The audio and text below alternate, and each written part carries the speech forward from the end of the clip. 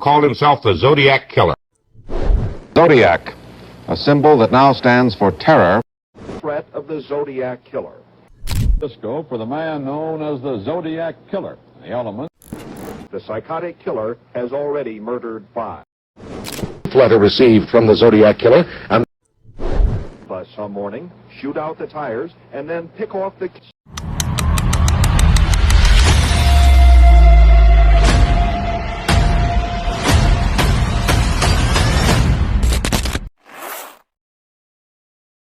A quiet winter night. A young couple on their first date. And within seconds, everything turned into a nightmare. December 20th, 1968.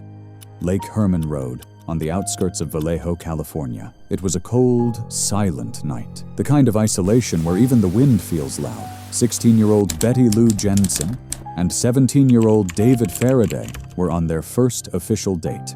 They had parked their car along a gravel turnout, a place often used by young couples. They believed they were alone.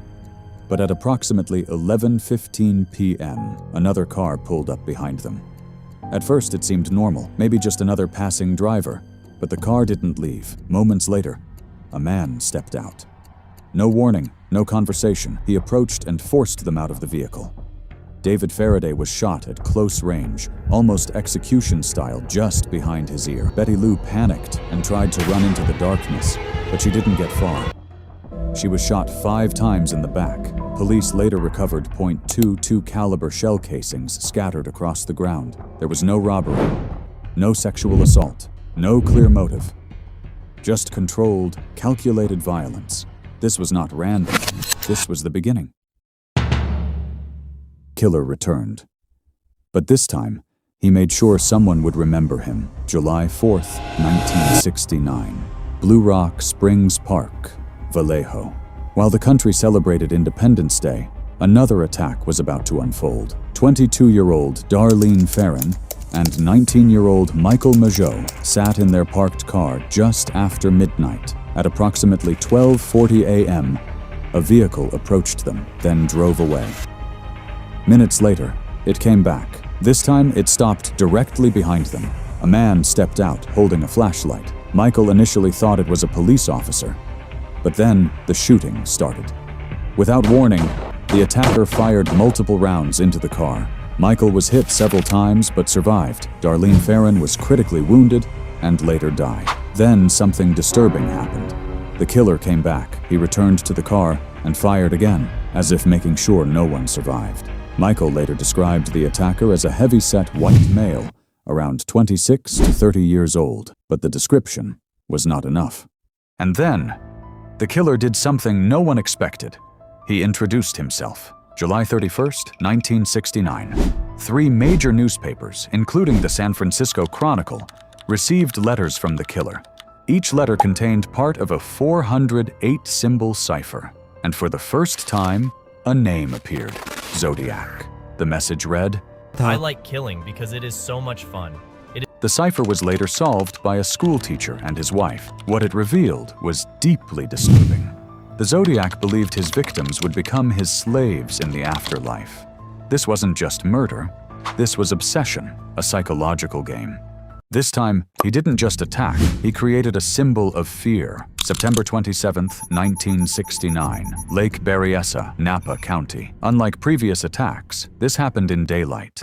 Brian Hartnell and Cecilia Shepard were relaxing near the lake. Suddenly, a man approached. He was wearing a black executioner-style hood with a strange crosshair symbol on his chest. He spoke calmly, claiming to be an escaped prisoner. Then everything changed. He tied them up and began stabbing. Cecilia Shepard was stabbed 10 times. Brian Hartnell was stabbed 6 times. Before leaving, the killer walked to their car and wrote dates of previous murders and his symbol, as if he was documenting his crimes. Cecilia later died, Brian survived, and gave one of the most detailed descriptions ever.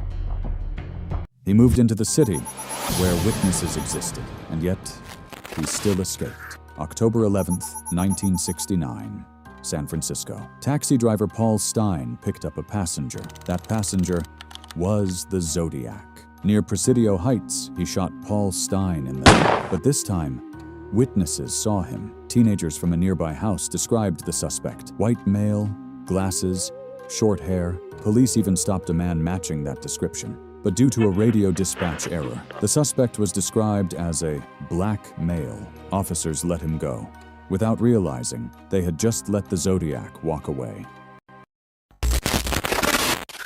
This case wasn't just about a killer, it was about a system that failed to stop him. Multiple departments investigated the case. Vallejo Police, San Francisco Police, Napa County Sheriff. But they were not working together. There was no centralized database, no real coordination. Evidence collected in one city was not properly shared with another. Witness statements were not fully compared. Suspect lists were incomplete. Forensic technology was limited. Fingerprints were unclear. DNA testing did not exist at the time. Later attempts to extract DNA were inconclusive due to contamination. Media pressure made things worse. The Zodiac's letters were published publicly. This gave him power. It created panic and forced police into rushed decisions. Mistakes were made. He didn't just kill people. He controlled an entire nation's fear. The Zodiac used the media as a weapon. His letters spread across the country. Communities were terrified. People locked their doors early. Parents stopped letting children go outside. In one letter he wrote, "I am crack-proof." It was psychological warfare, and it worked. Decades later, the world still asks one question: who was the Zodiac? The most famous suspect was Arthur Lee Allen. He attracted attention because he made disturbing statements about killing owned a watch with the Zodiac symbol, was found near key locations, had a criminal past, but despite strong suspicion, his fingerprints and DNA did not match. Another suspect was Lawrence Kane. His appearance matched descriptions. He had a history of violent behavior, suffered brain injury affecting memory. But again, no solid proof. Then there was Richard Gaikowski, a journalist. His writing style resembled Zodiac letters, lived in San Francisco, but the case against him remained circumstantial. Some experts believe there may have been multiple killers. The Zodiac had military or cryptography training. He was highly intelligent but socially isolated. Most importantly, he craved attention, control, and fear. And then, without warning, he vanished. After 1974, the letters stopped. The killings stopped. The Zodiac disappeared. No arrest, no identity, no closure. What if the Zodiac was never caught? Not because he couldn't be, but because he chose to stop? Decades later, the case remains open. Investigators still search for answers, but one question still remains. Is the Zodiac gone forever, or has he been hiding in plain sight all along?